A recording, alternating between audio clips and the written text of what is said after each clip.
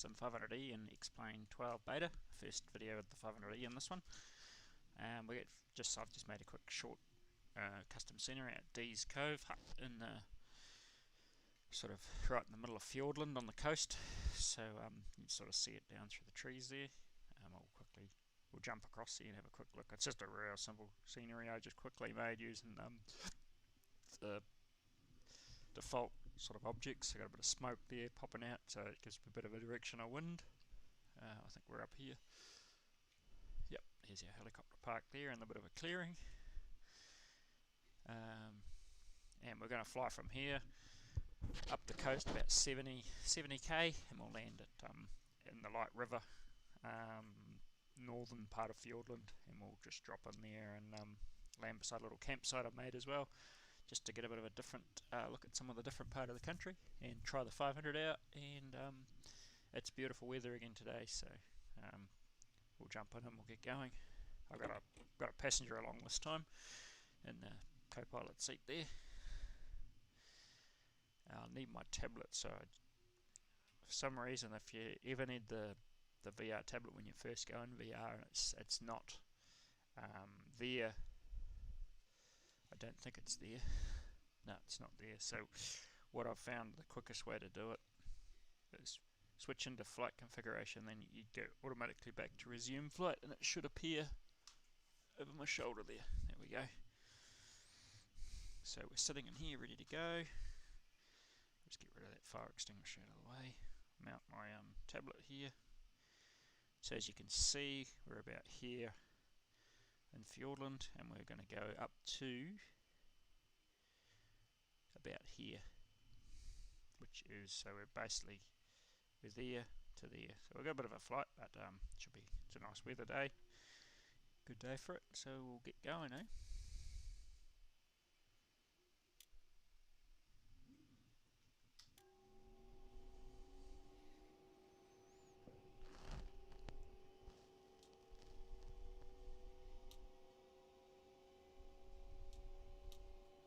Alright, set that there. Everything's good to go.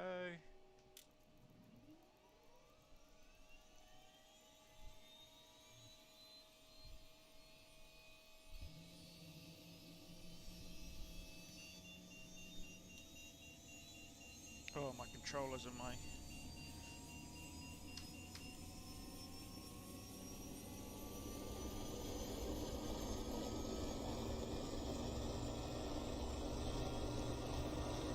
So you'll probably notice straight away there's a slightly different sound to this now, with the newer sounds running in X-Plane 12, Beta 5. Well, this is the Beta 4 update of the CowanSim's one, and the frame rates on it now are absolutely spectacularly good. Right, we're running nice and good. We don't need the position lights on, landing lights off, we don't need that on.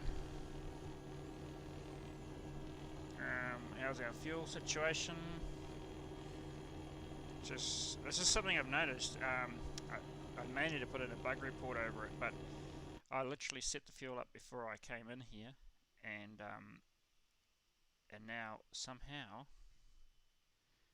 all the weights of everything have gone right to the max end, but the fuel load has dropped right back off, which is unusual why it does that. So I'm just going to set these at around 70 or 80. Cargo pod doesn't need to be that. See, we're way overweight. We'd never would have been able to take off just then. I'll put about 90 odd kgs of stuff in the cargo pod. Fuel tanks can be full because, well, maybe not quite full. Maybe just go for about an hour 16 fuel. Alright, it was done. It's like you have to reset all the fuel and weights as you get into VR. It just won't carry over. So something I'll have to have a little look further, play around with, and see if I can get it fixed. Okay, everything's set, good to go. This is the first time flying the 502 with my new extension on my joystick, so it should have a bit more play with the stick to give it more resolution, make it a bit easier to fly, or more realistic as well, probably. Right, let me just recenter.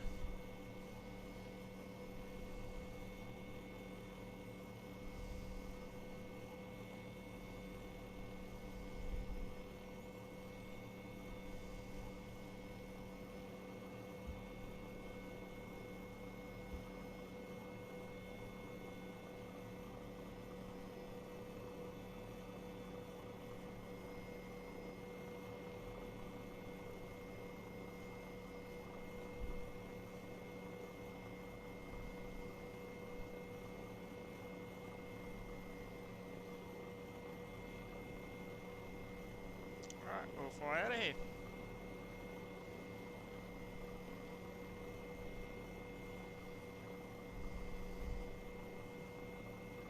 So we'll fly out down through out to the entrance here before we'll basically sort of head up the coast.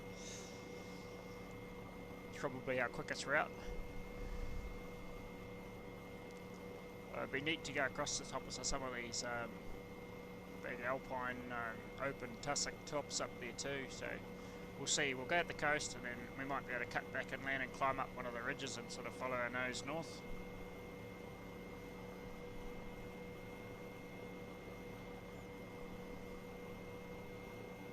Got a lot of sounds and inlets coming in with it being Fiordland.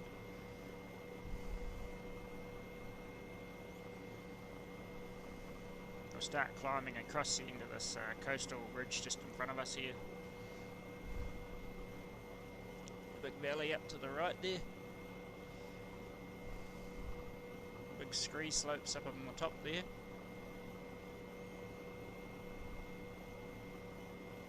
Let's have a quick look at the outside view.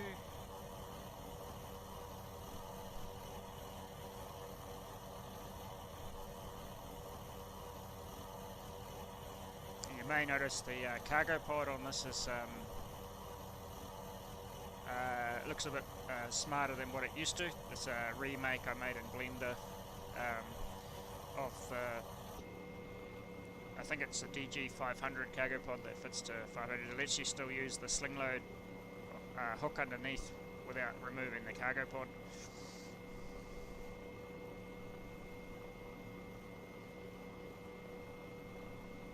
There's the sea out there.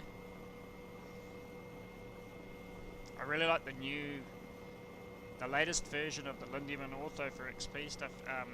Has a bit more of the coastal stuff on compared to the prior version, so you get like that sort of ortho of the sort of inshore sort of waves of water, and combine that with the actual water that's in X-Plane, you get that a lot more natural look on the coasts.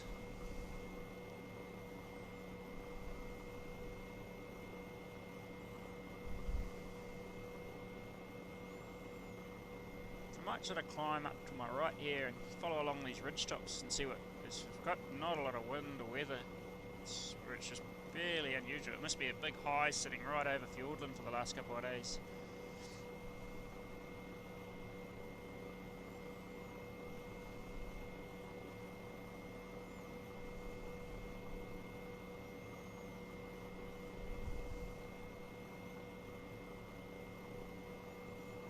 Passengers not saying a lot.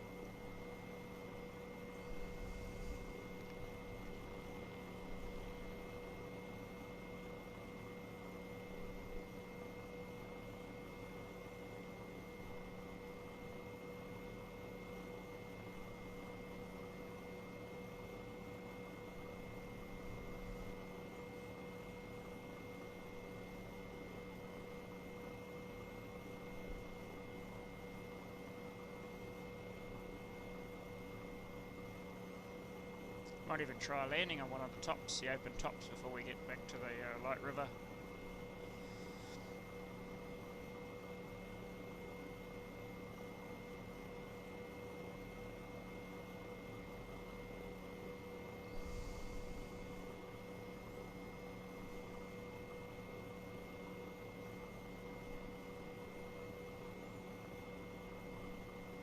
Might just try and cut sort of straight across a bit inland so you can get a bit of a view of some of the higher hills around in here. You can see there's a few peaks out to our right there, sort of towering above some of the rest of the ridge tops.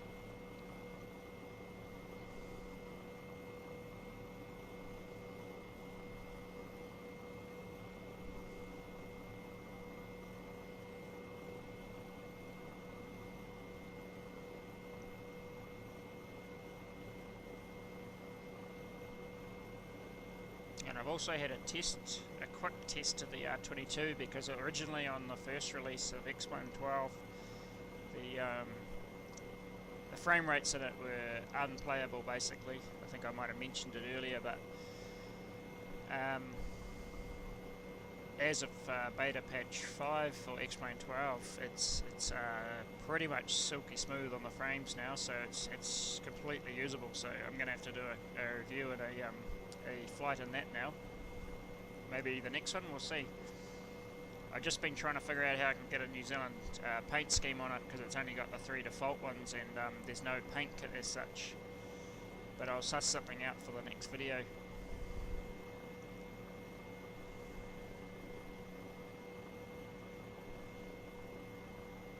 There's a lot of big country in here. DSA, there's a few little areas in here too that are still completely unexplored.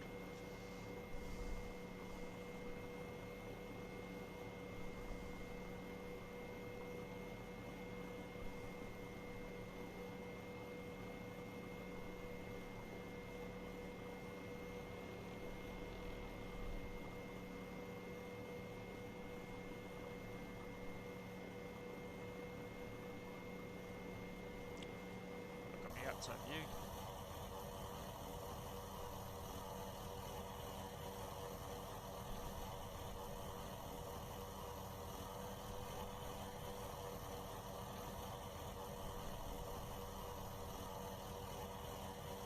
So the cargo pod was just modelled in Blender, and then using AC3D I fitted it to the helicopter, and then textured it in Substance Painter.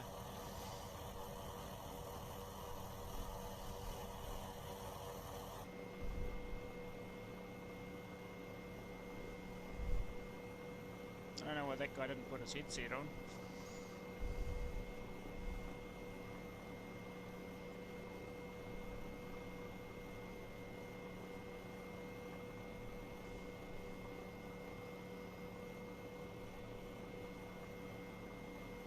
Just magnificent country through here. These little rivers below us. That looks like a good little spot there to have a land on, that little point in front of us. So I'm just going to do some hard turns here to slow up.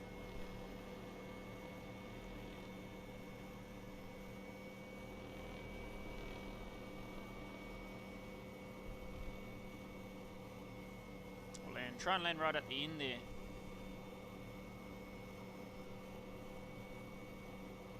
So we're at a bit of altitude too, so we'll be using a bit more power to pull her up to a hover.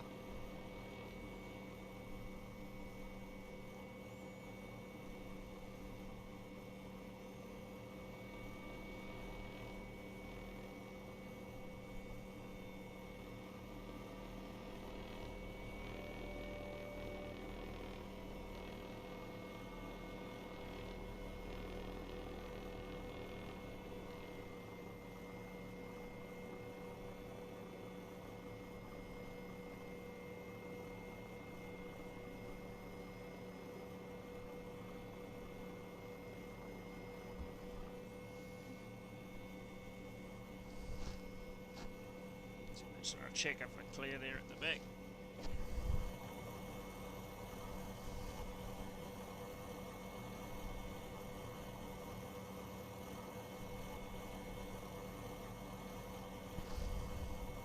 Yep, and those skid plates I made in Blender as well, but you'll notice if I lift a little bit on the stick, the collective, the spread of the skids, when the weight settles, they're not quite moving, and I've got to figure out how to parent them to the skid itself.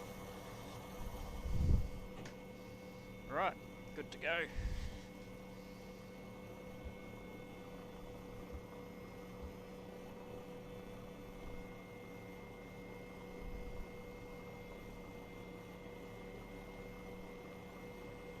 Looks for the big cliff coming up. It wasn't too much of a cliff, it was a bit of a drop, but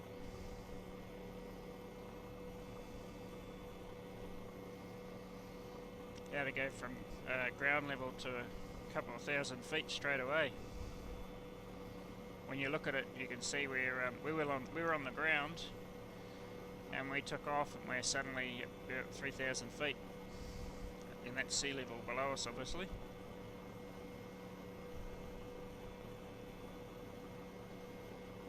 That's if my altimeter was set correctly. I haven't got a Q&H out here to punch in, so we'll wait till we get a bit closer to Milford. I might be able to pick it up.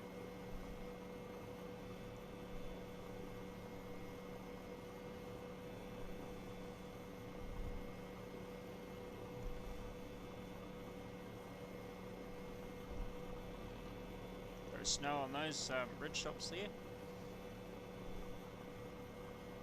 Just a lot of country in here.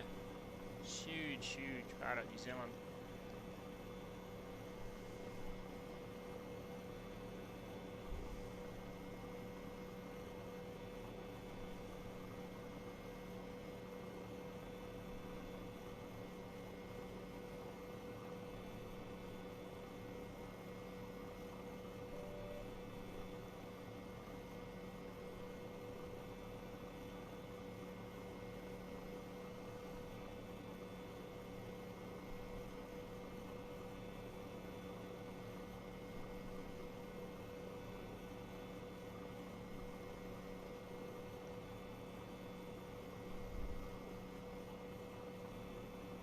A few clouds on the horizon over in the distance there.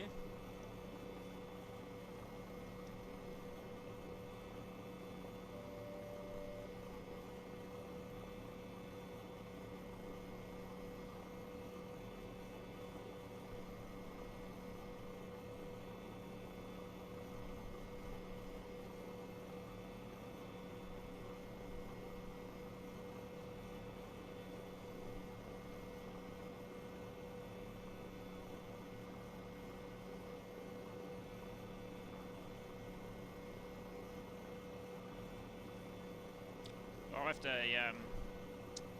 do a bad weather flight through here at some stage when it's not so nice as this, just to see if we can find our way through to, say, from A to B, plot a route and just see if we can get there VFR.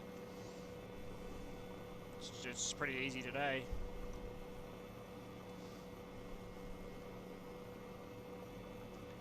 Yeah, I'm really loving the whole lighting in this X-Plane 12.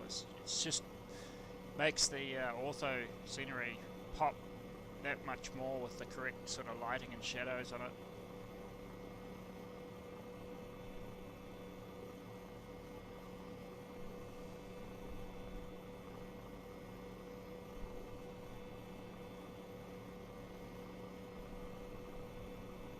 We'll aim for that saddle straight ahead of us. Couple of ridges across. Bit of lower bush through this bit, not quite as high. So look at that neat little beach down there. All sorts of crayfish probably and blue cod out there.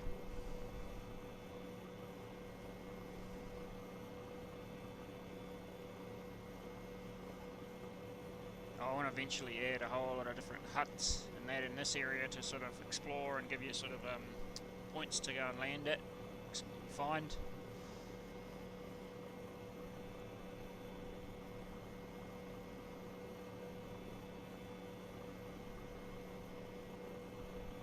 Just going to adjust my map a little bit.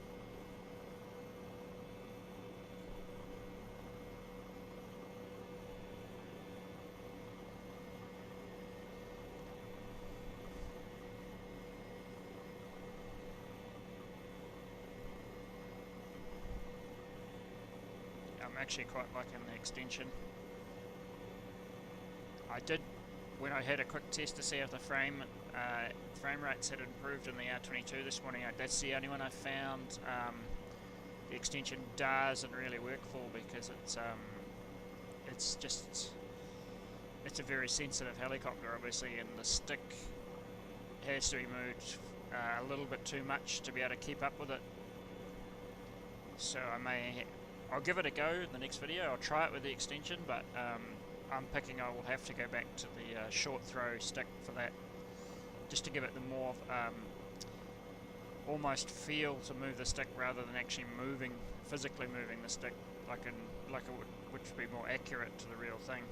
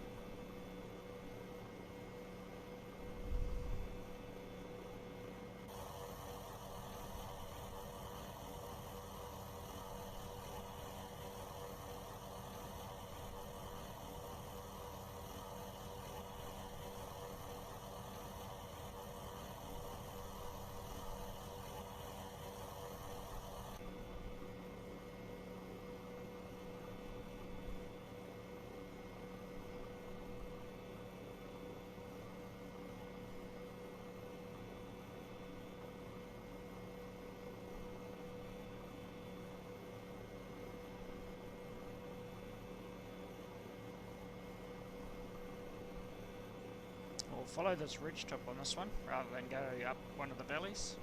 Just give us a little bit of a interesting view into both sides then.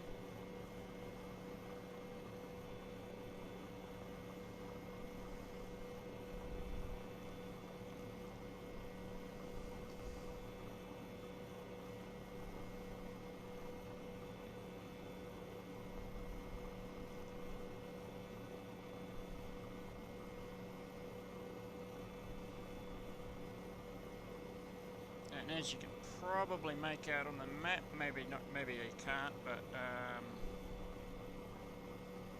we're here. The Light River Valley is just there. It goes up this way, and the Dark River comes down this way. So we're going to go across this next fjord, and we'll drop into the Dark River Valley, and we'll fly down towards the Light River once we get across this next fjord. Next fjord.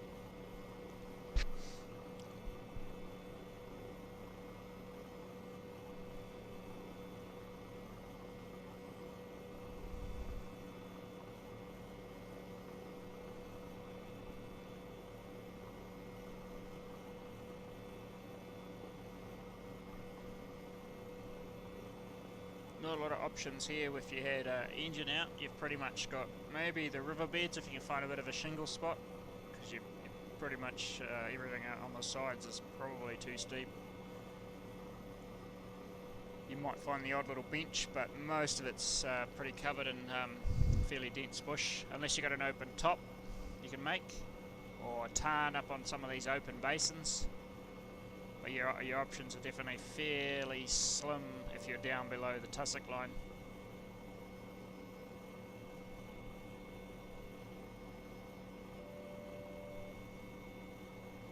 Once I get a little bit more used to this new extension to the stick, I might do a video where I just pretty much just practice auto rotations or something in one of these, like a 500 or a AS350.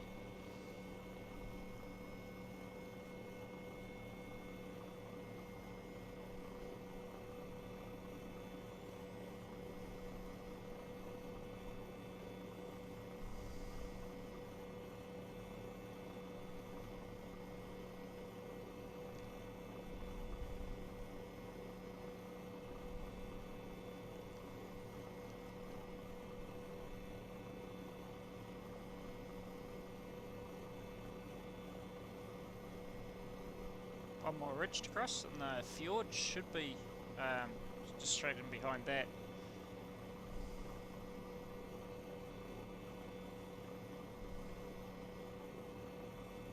We'll leave this ridge top, cross the fjord, and we'll go straight for that high tussock top straight in front. Looks like there's a bit of cloud out to the east, northeast of us.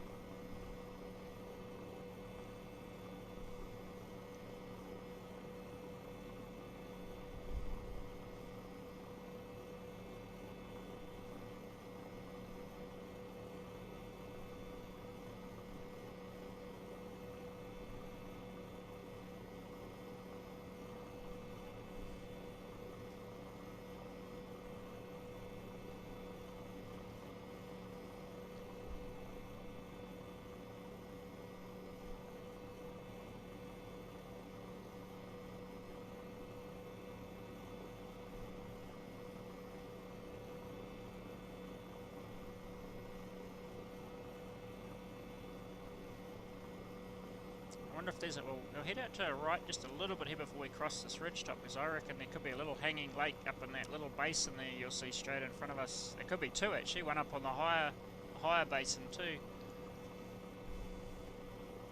Fiordland's full of those little sort of tarns and elevated hanging lakes. Look at the colour of the water below us there, that's neat. Yep, two little lakes up there. One in that sort of bigger basin, and one just out to the left there.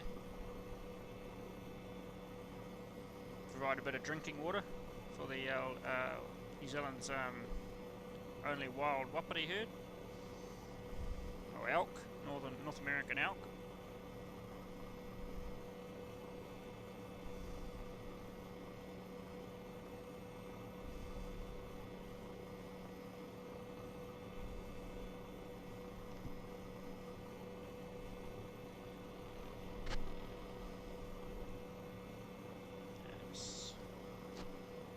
This is neat country. Right, we'll see where we're at. Come around into this next ridge, and if I'm not mistaken, it's probably the Dark River across down through our gap to the left there.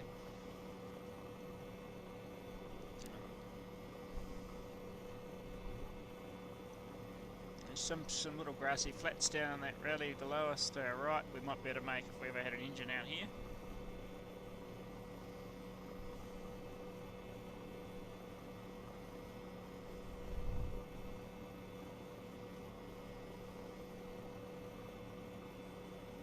Doesn't look, oh, there's a little tarn up there, but it doesn't look like to be a big hanging lake in that one.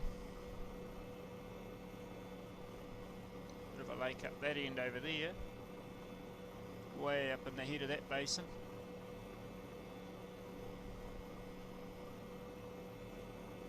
Get ready for some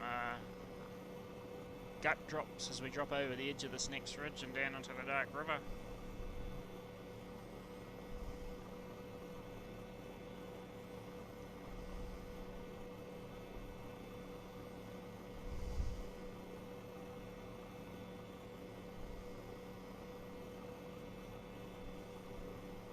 No lake in the head of that one.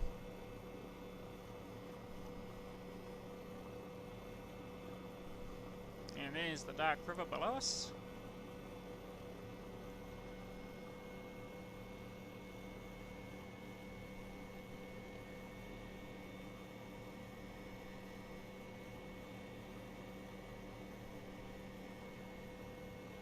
Yeah, these cliffs beside us.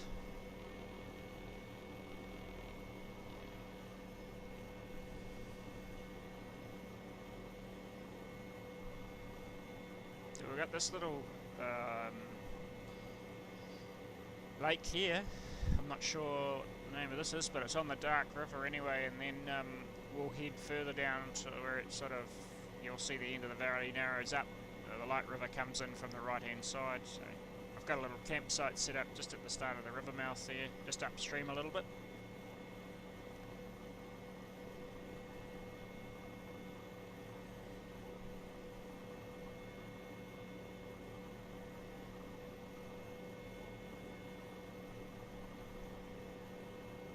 This would be an interesting flight to do in bad weather, because there's no way we'd be crossing the ridges as high as we were. We'd be well down in amongst the terrain, and it'd possibly saddles would be closed out.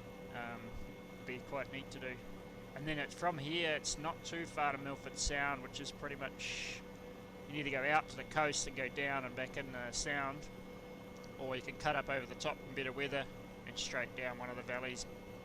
But we'll leave that for another day. Maybe we'll try and get to the Light River from Milford Sound when it's a bit more murkier weather, which shouldn't be too hard to wait for with what it's normally like down here. Been fjordland, the old trees attract the rain. So the Light River comes, well, this is the Dark River we're following at the moment, and the Light River comes in over on the other side here. We'll follow it up just till we find the campsite.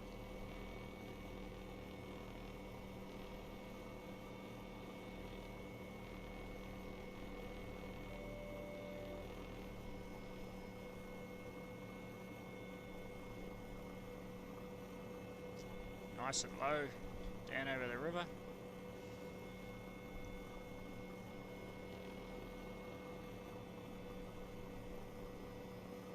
And there's our campsite.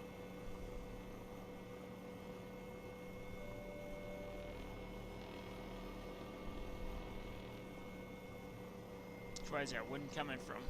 Not a lot actually. A little bit coming in from the other way.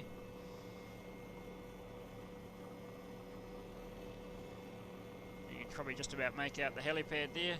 the little landing spot there with where I've made shorter grass just in that little spot.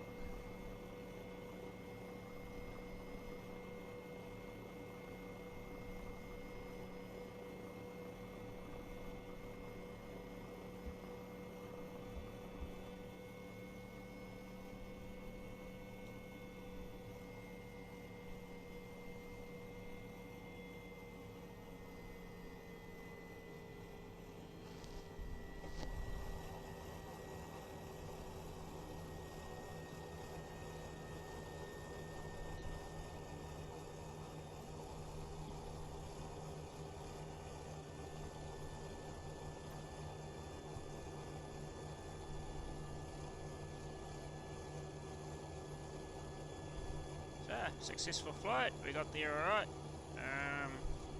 Yeah, that'll be us. I'll just shut this thing down.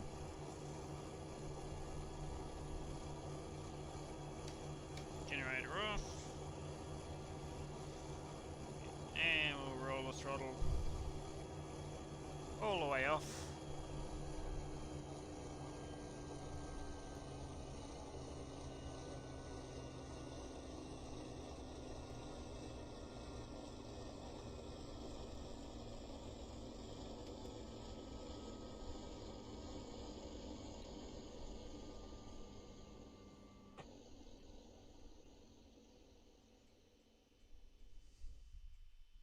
Go over by the barbecue here. We've got a bit of a barbecue going.